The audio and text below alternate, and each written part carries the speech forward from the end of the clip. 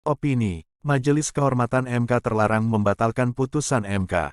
Oleh Dr. Haji Abdul Chair Ramadan, SHMH. Putusan MK bersifat final dan mengikat. Hal itu berarti putusan MK telah memiliki kekuatan hukum tetap sejak dibacakan dalam persidangan MK. Putusan MK tersebut harus dilaksanakan terlepas dari adanya pro dan kontra. Putusan MK berlaku bagi semua orang, erga omnes.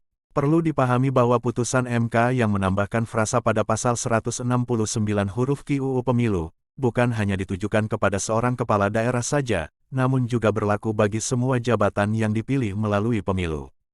Termasuk di sini bagi anggota DPR, DPD dan DPRD.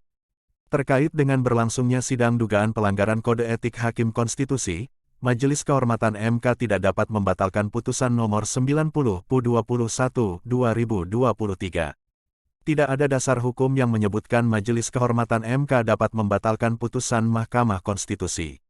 Dukungan terhadap Majelis Kehormatan MK agar membatalkan putusan tersebut menunjukkan sikap yang berlawanan dengan konstitusi.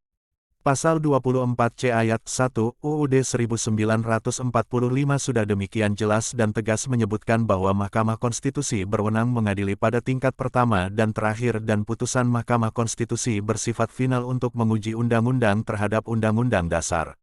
Dengan demikian tidak ada upaya hukum guna membatalkan putusan MK. Oleh karena itu dipertanyakan keinginan untuk membatalkan putusan MK tersebut. Khusus menyangkut gagasan hak angket, perlu dipertanyakan. Sejatinya pelaksanaan hak angket menunjuk pada adanya dugaan pelanggaran terhadap pelaksanaan undang-undang atau kebijakan pemerintah.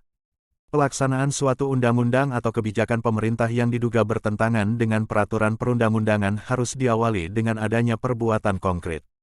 Di sini dipertanyakan perbuatan konkret apa yang terjadi.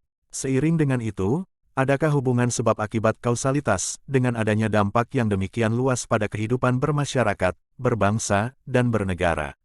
Pertanyaan tersebut pernah penulis sampaikan langsung pada Masinton Pasaribu selaku pihak yang mengusulkan hak angket terhadap MK saat dialog di salah satu stasiun televisi, namun ternyata tidak ada kejelasan. Penjelasan yang disampaikan justru menunjukkan ketidakjelasannya. Di sini terlihat semakin jelas ketidakjelasannya.